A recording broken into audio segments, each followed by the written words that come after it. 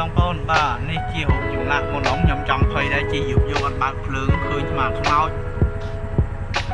នោះចម្លាក់នឹងមួយទៀតតើតើមើលមកទៀតនៅមកនោះក៏មានទៀតនោះ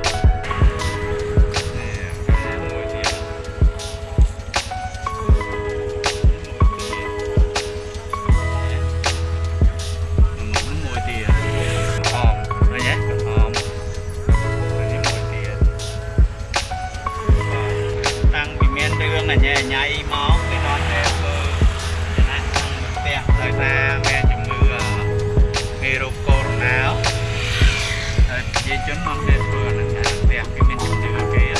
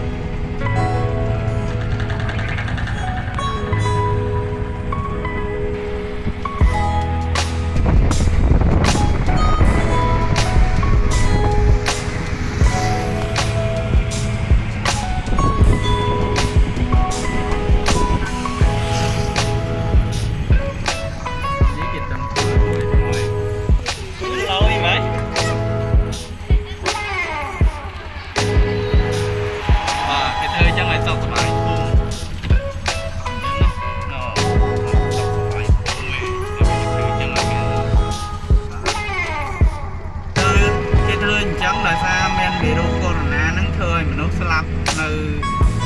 ស្រុកគេវាច្រើនគ្នាតែអញ្ចឹងប្រជាជននាំគ្នាភ័យ